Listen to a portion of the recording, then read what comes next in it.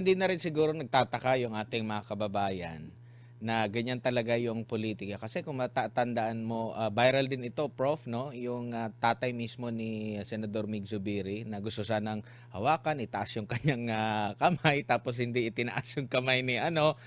Kumbaga, kasi malinaw eh, kung titingnan mo yung video, parang alam ko naman na napansin siya kasi sila lang dalawa nandoon eh. Tapos Mm. hinawakan pa ng tatay niya yung kamay ni BBM during that time, hindi pa rin siya pinansin. So kumbaga, in short, sabi ng mga netizen, parang binastos. Pero sa kabila nito, ito pa rin yung nangyari po, Prof. So ganyan talaga ang mga politiko.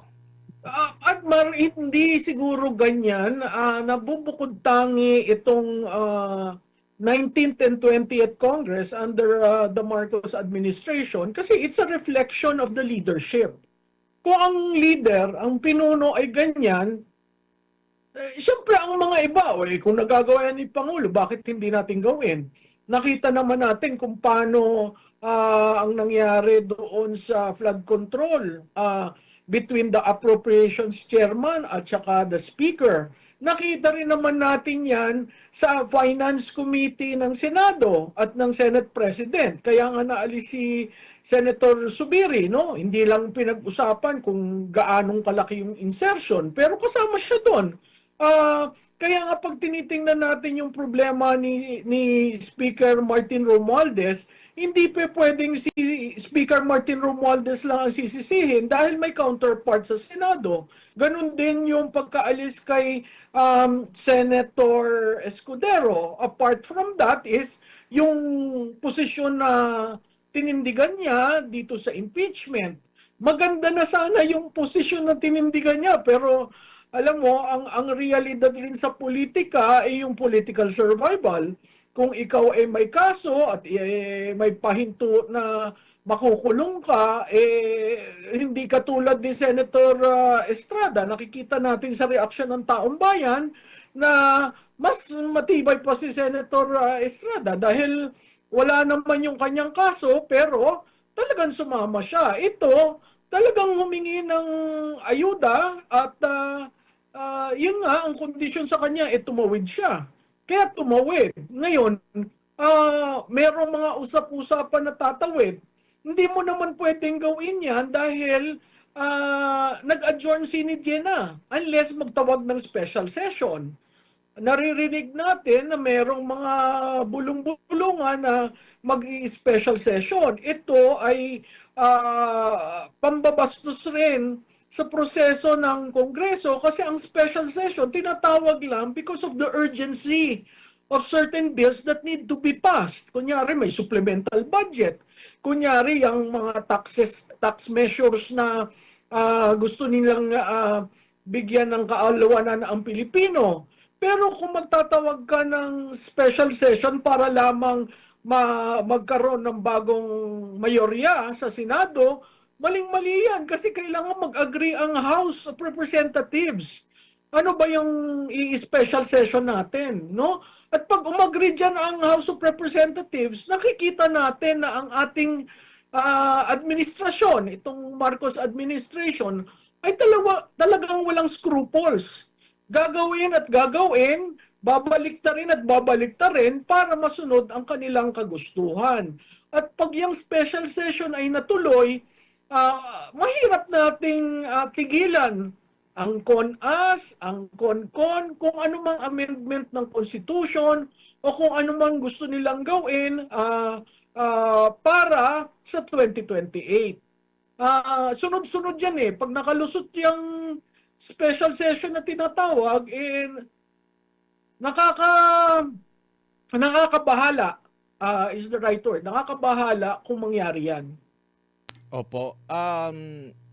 Yung mga lilipat pa ba rito mula sa halimbawa kung meron man sa panig po ni Senator Alan Peter Cayetano, if ever man po kagaya ng ginawa ni Senador Cheese, hindi sila lumipat dahil sa natakot sila na baka mawalan sila ng suporta dahil sa pressure sa kanila na baka sila makulong. Yes. Admar, I mean, let's call a spade a spade. Lumipat si Cheese Escudero dahil sa kaso na naka-file na, di ba? Hindi yan, at doon ako nalulungkot dahil ang ganda ng kanyang pagdepensa doon sa hindi pagtawag kaagad ng impeachment. Talagang pinanindigan niya yun. Pero sa isang iglap na wala yon at nakita mo ang reaksyon ng taong bayan.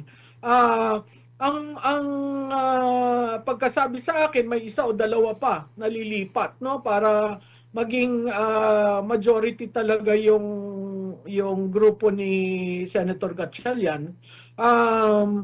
Hindi nila pwede yung gawin ngayon unless magtawag ng special session. Pero special session to reconstitute the majority is not one of the conditions laid out by our Constitution to call for a special session. Kaya nga ang sinasabi diyan, kung hindi tumawid si Senator Escudero, si Senator Cayetano could have held on to the position for the next 2 months, which would mean June, July.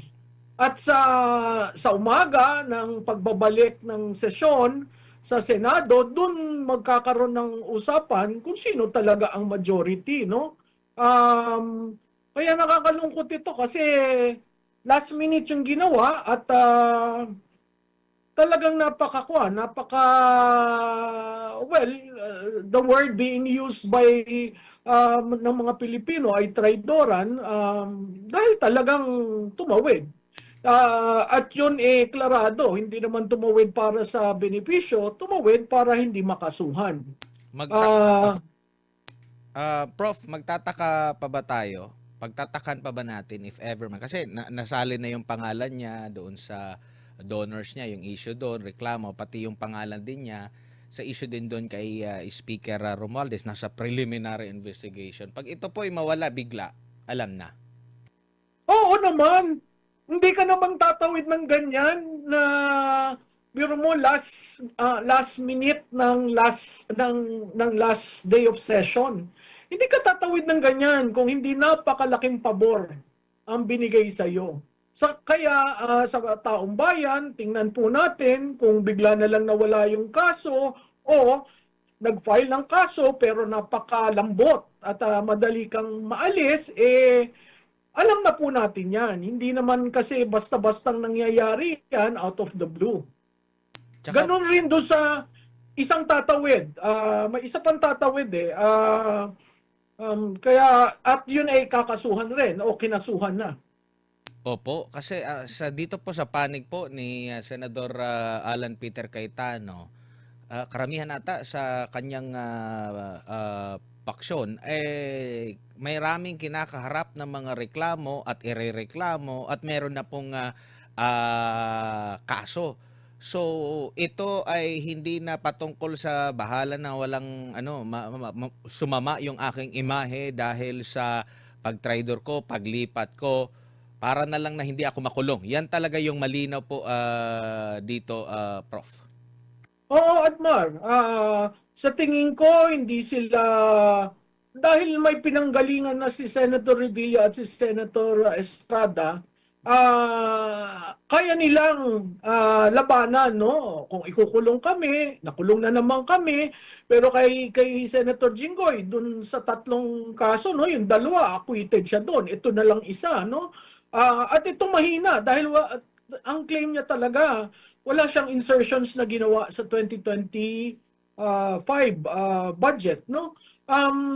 Itong iba, ito pa yung datihan dahil nga hindi nagpakatotoo ang administrasyon, nahahanapin nila. It took 9 months where a new budget has been passed. So tinitingnan uli sila, no?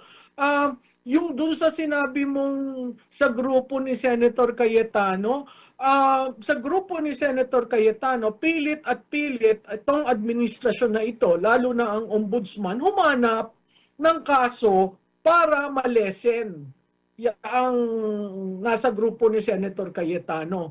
Alam mo, ang nakakalungkot, pag inisip mo, ang majority pala ngayon ay 12.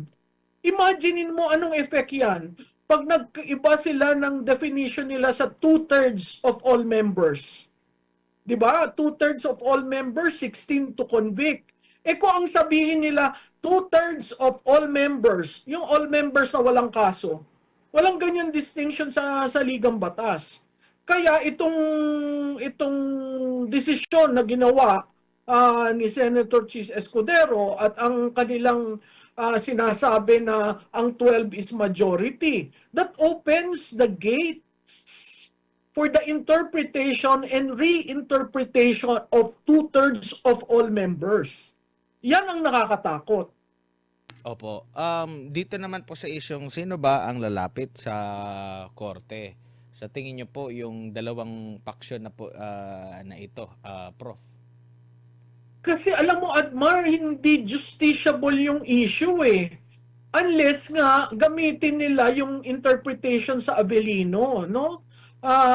Yung Avellino, hindi naman pwedeng gamitin yan ngayon dahil hindi naman continuing ang Senate session. Pag yun ang ginamit, siguro depende sa petition, no? Pero sa tingin ko, sa daming kasong nakabinbin sa Senado, ay sa Supreme Court, hindi ko alam kung magiging prioridad yan.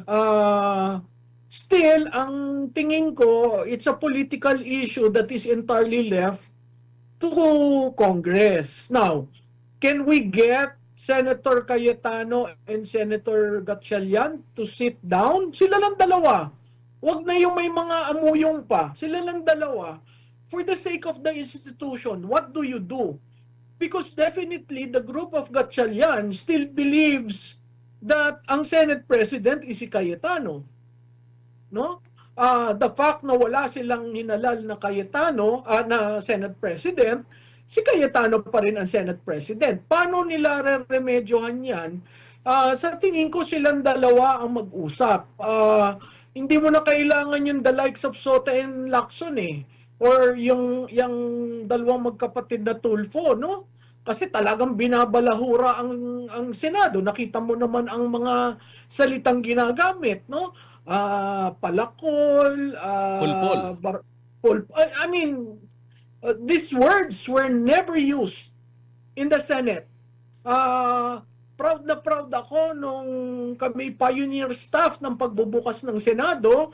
Ngayon, yung naririnig kong salita, napakasakit dahil nung nag-umpisa ang Senado, hindi nila nakita ang hirap namin para lang mapatakbo yung Senado. Dahil wala namang building nun ang Senado, naka-occupy lang kami dyan sa National Museum, no? Ang library namin nasa boiler room. So napakahirap nung ginawa namin para mapatakbo. Pero kung maririnig mo ang mismong senador nagsasalita ng ganyan, parang ang feeling nila sila lang eh. Alam mo, ang Senado, noon pa yan. So tandaan nyo naman ang kasaysayan ng Senado. Ang mga dumaan dyan, no? ang mga nagtrabaho dyan, naaawa ako dun sa mga empleyado ngayon kasi naiipit sila. At biro mo, ang sabi na kung sinong a-appear sa Lunes, kung ayaw niyong umapir, di wala kayong trabaho. Hindi ho, ganun ang pagiging pinuno. Ang pagiging pinuno, iniisip mo yung mga kasamahan mo, hindi lang yung sarili mo. Tsaka hindi mo rin masisi yung mga empleyado. Hati kayo eh, 12-12 nga kung tutuusin. So kumbaga hindi nila alam kung sino talaga ang susundin talaga, no? Tapos ganyan pa ang maririnig mo. So imbis na ma-uplift mo yung kanilang moral kasi nga doon pa lang sa paghati di na nila alam eh. Merong isa, sabi ni Senator Cayetano na dapat i-stream pa rin ito, wag pigilan, ganito ganyan. Hati na sila eh. Di mo maintindihan yung kung saan sila, tapos gaganunin mo pa na mga kataga na hindi na nakakatulong din sa institusyon po, Prof. Tsaka Admar, wala nang statesman sa kanila. Wala kang nakitang nagmamatanda o kinakausap. Halika kayo, mag-usap tayo. Alam mo, nung panahon namin kasi, naabutan namin yung mga talagang sinauna sa pagdating sa legislative. Parati yun nagro-cross ng aisle. Yung majority pupunta sa minority, kakausapin. Ang parati ko naalala nun, nung ang minority si JPE at saka si Senator Erap Estrada, si Senator JPE, malalim. Magsama-sama tayo, malalim ang reasoning niya. Si Senator Erap Estrada, magpapatawa lamang yan. Tapos makikita mo, nagsasama-sama na. Sa tingin ko, wala na yung panahon na ganun. Kaya nakakalungkot dahil wala kang makita. Sino ba yung magre-reach out para umupo at mag-usap? Kasi masusolbahan yan kung kayo ay mag-uusap. Ngayon, kung ang masyado na kasing naging personal yung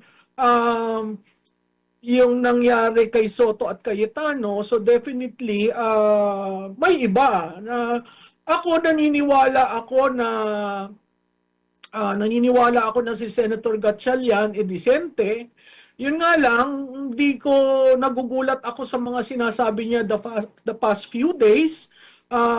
Decente yung mamang yan at sana maayos nila ni Senator Cayetano kung paano ang Senado magpa-perform. Importante dyan, independent ang Senado. Kasi nakikita natin ng House of Representatives, talagang ang presidente ang nanunumbra dyan sa speaker.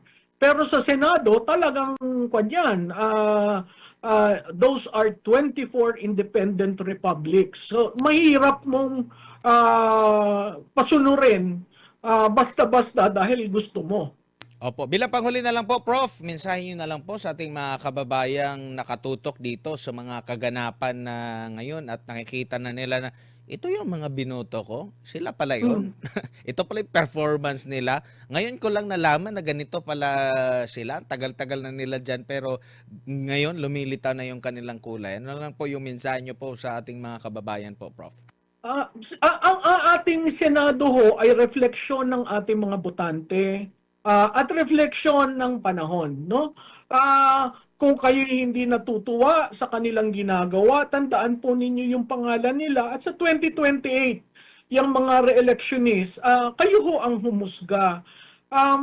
Doon ho sa naguguluhan, tingnan lamang ho niyo ang saligang batas. Basta ang ating saligang batas, wordy, mahaba, pero pag binasa nyo, maiintindihan nyo na napakahalaga ng independence, no? Independence sa presidente, independence sa magkabilang bulwagan, no? So, panuurin po natin, tingnan po natin ng maigi at tama po yung ginagawa nyo. Kung kayo'y hindi sang-ayon, magsalita kayo dahil ultimately ang bulwagan ng may hawak ng desisyon kung sinong uupo o hindi ay ang taong bayan.